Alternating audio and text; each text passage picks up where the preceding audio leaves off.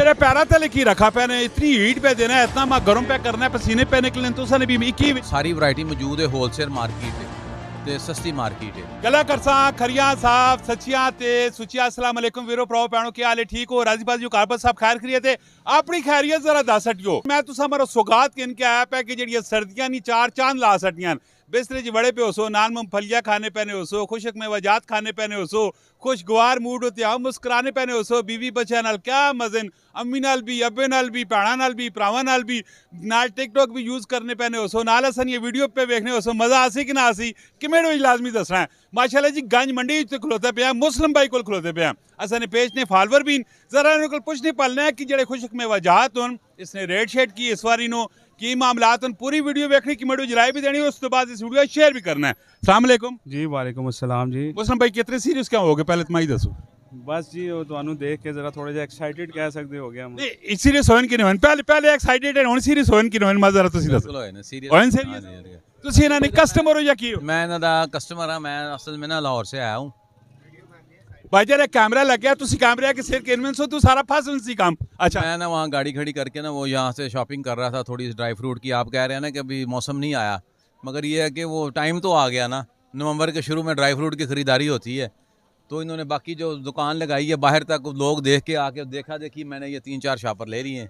माशाल्लाह इस जगह की खास गल एक आया कि अपने इलाके में भी लोग परचेजिंग कर रहे हैं, इस जगह सस्ता आइटम मिल इस रहा है। जगह च ना असल च सारी वैरायटी मौजूद है। होलसेल मार्केट है ते सस्ती मार्केट है।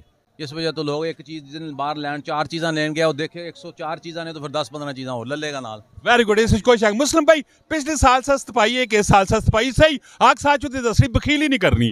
ड्राई फ्रूट ਜਿਹੜਾ ਹੈ ਨਾ ਜੀ ਪਿਛਲੇ ਸਾਲ ਨਾਲੋਂ ਮਹਿੰਗਾ ਹੈ ਤੇ ਜਿਹੜੀ ਸਾਡੀ ਆਪਣੀ ਸੁਗਾਤ ਹੈ ਨਾ ਮੂੰਗਫਲੀ ਵਗੈਰਾ ਇਹ ਪਿਛਲੇ ਸਾਲ ਨਾਲੋਂ ਥੋੜਾ ਜਿਹਾ ਰੇਟ ਇਸ ਦਫਾ ਘਟਿਆ ਹੈ।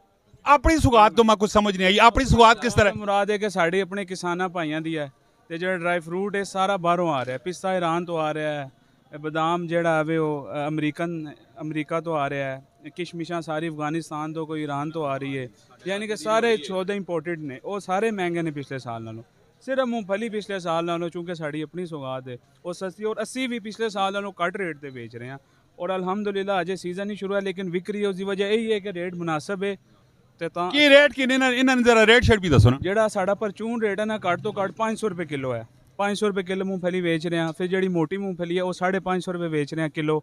ਤੇ ਜਿਹੜਾ ਕੋਈ ਬੰਦਾ ਦੁਕਾਨਦਾਰੀ ਵਾਸਤੇ ਲੈਂਦਾ 20 ਕਿਲੋ 40 ਕਿਲੋ ਬੋਰੀ 5 ਬੋਰੀ 10 ਬੋਰੀ ਫਿਰ ਉਸ ਹਿਸਾਬ ਨਾਲ ਉਸ ਦੇ ਨਾਲ ਰੇਟ ਜਿਹੜਾ ਆਵੇ ਉਹ ਘੱਟ ਵੀ ਕਰਨੇ ਆ। ये मेरे पैरा तले की रखा पैने इतनी हीट पे देना है, इतना मैं गर्म पे करना है, पसीने पे निकलने तो उसने भी की वे। ਇਹ ਗਰਮ ਚਨੇ ਨੇ ਜੀ ਬਿਲਕੁਲ ਤਾਜ਼ੇ ਚਨੇ ਹੁਣੇ ਹੀ ਆਏ ਨੇ ਤੇ ਇਹ ਜਿਹੜਾ ਹੈ ਕੋਸ਼ਿਸ਼ ਕਰ ਰਹੇ ਹਾਂ ਸਾਰੀ ਜਿਹੜੀ ਚੀਜ਼ਾਂ ਨੇ ਉਹ ਤਾਜ਼ੀਆਂ ਹੀ ਵੇਚੀਏ ਤਾਂ ਕਿ ਗਾਹਕ ਨੂੰ ਆਪਣਾ ਕੋਰ ਰੱਖੀਏ ਉਹਨੂੰ ਬਾਹਰ ਨਾ ਜਾਣ ਦਈਏ। वेरी गुड वैसे जे तुसा वीडियो पे देखने नु कदी इस दुकान ते आना चाहो तुसा दुकान ने एड्रेस की वे? ਮੇਰੀ ਦੁਕਾਨ ਦਾ ਐਡਰੈਸ ਹੈ ਜੀ ਕੋਹੇ-ਨੂਰ ਟ੍ਰੇਡਰਸ ਚੌਧਰੀ ਬਾਜ਼ਾਰ ਗੰਜ ਮੰਡੀ ਰਾਵਲਪਿੰਡੀ।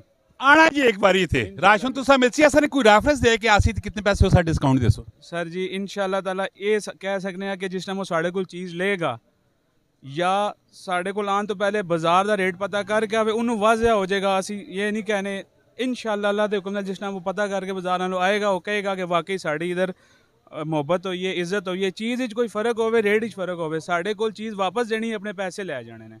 ਕੋਈ यानी कि ਇਹ नहीं है कि रेट की भी गारंटी और क्वालिटी की भी गारंटी है। क्यों जी मजा आया ने कि नहीं आया ने? एक दफा तुसा इस दुकान जरूर आना है। मिलने अगली वीडियो बहुत सारा ख्याल रखियो। पाकिस्तान जिंदाबाद।